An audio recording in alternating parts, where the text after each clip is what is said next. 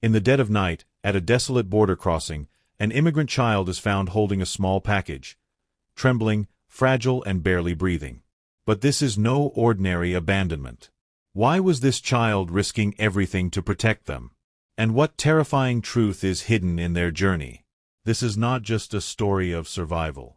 It's a heartbreaking story about loyalty, sacrifice, and a secret that will leave you speechless. Keep going until the end, because what happens next will haunt you. The wind howled through the barren landscape, carrying with it the distant echoes of voices lost in time. Under the dim glow of a flickering border checkpoint light, a small figure stood motionless. Wrapped in tattered clothing, a child no older than 10 clutched something tightly against their chest. The bundle trembled, barely visible beneath the oversized jacket that swallowed the child's frail frame. Border Patrol officers had seen many things in their time, but this was different. As they approached, cautious but firm, the child stepped back, pressing the bundle closer. The soft whimpering of tiny creatures cut through the cold night air. Golden retriever puppies, filthy, weak, and barely alive. The officers hesitated.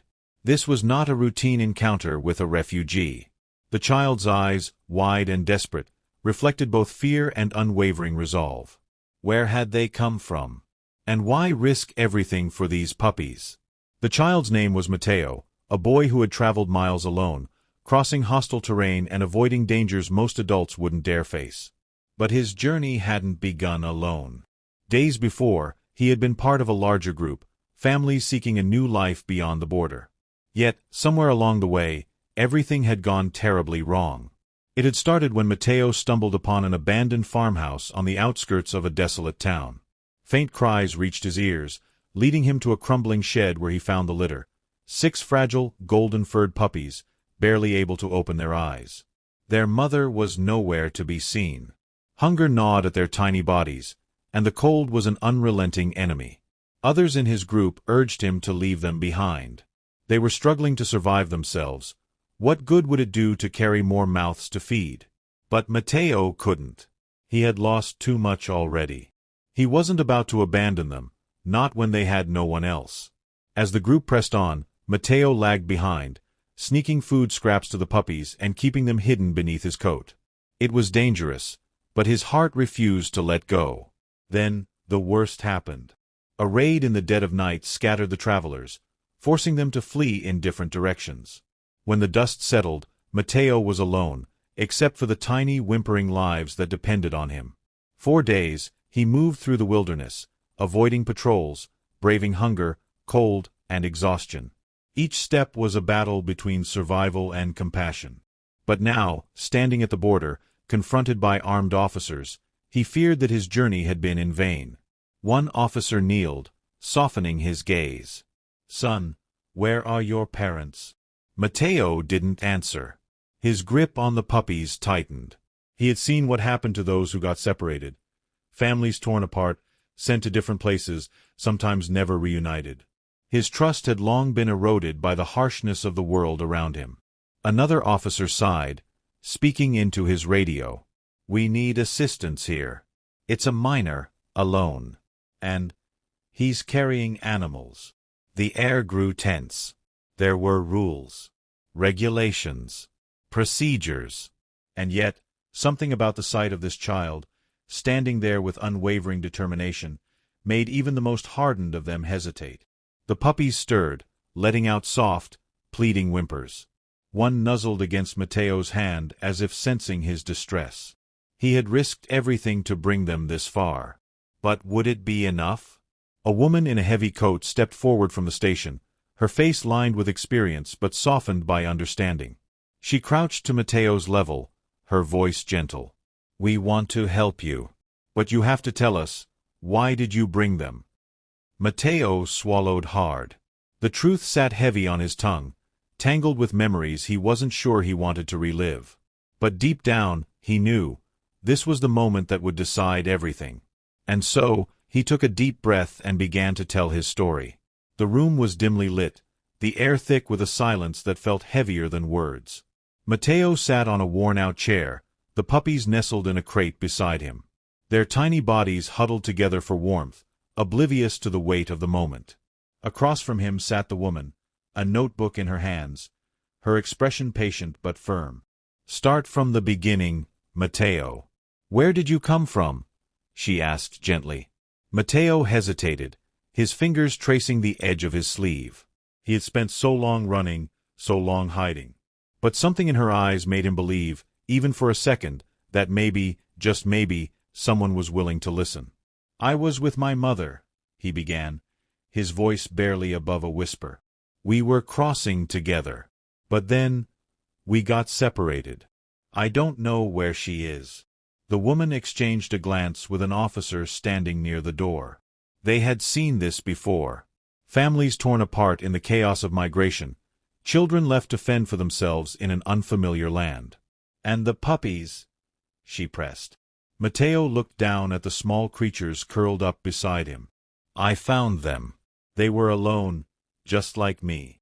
I couldn't leave them." A deep breath filled the room as the woman closed her notebook.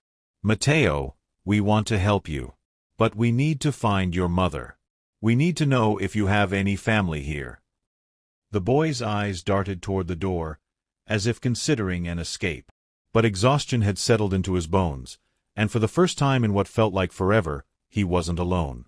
The puppies stirred, one letting out a small yawn before curling deeper into the warmth of its siblings.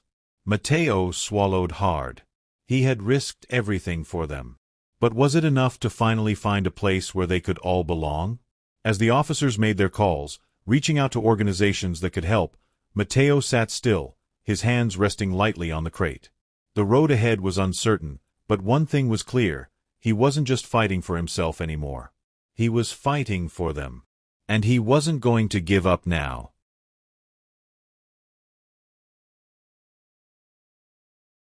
The following days were a blur of paperwork, waiting, and uncertainty. Matteo was taken to a shelter for unaccompanied minors, a place meant to be temporary, though nothing about his life had ever felt permanent. The puppies were checked by a veterinarian, malnourished but miraculously resilient. Word of Matteo's story spread quickly, reaching volunteers, journalists, and even animal rescue organizations. People wanted to help. But bureaucracy was slow, and for a boy without documents, without proof of family, the road to stability was far from easy. One evening, as he sat outside the shelter watching the sunset, a woman approached him. She was different from the officers, different from the social workers. There was kindness in her eyes, but also determination. "Matteo," she said, kneeling beside him, "I think I've found something. About your mother." His heart pounded. Hope and fear tangled inside him. "Where is she?" The woman hesitated before answering. "It's complicated. But I promise you, we're doing everything we can." Matteo clenched his fists. He had come so far, but the journey wasn't over. Not yet. And neither was the fight for those who had no voice. As days passed, the woman who had approached Matteo continued her efforts to locate his mother. She had reached out to various organizations and border agencies, hoping to find any trace of Matteo's family. The hope of reunion kept Matteo's spirit alive, even as he struggled to adapt to life in the shelter. He would stare at the photos of other children on the walls, wondering if his mother might be out there somewhere, searching for him as well. But as the weeks wore on, a darker reality began to take shape. Authorities informed Matteo that his case was being held up due to the lack of proper documentation and clear lineage, complicating his chances of staying in the country. Tensions between different factions of the border control authorities escalated, making it harder for the shelter workers to make progress. The fear of deportation began to haunt Matteo's every waking moment. Would he be sent back to the dangerous lands he'd escaped, where nothing but uncertainty awaited? In the midst of the growing tension, a compassionate social worker named Clara, who had been overseeing Matteo's case, came forward with an unexpected offer.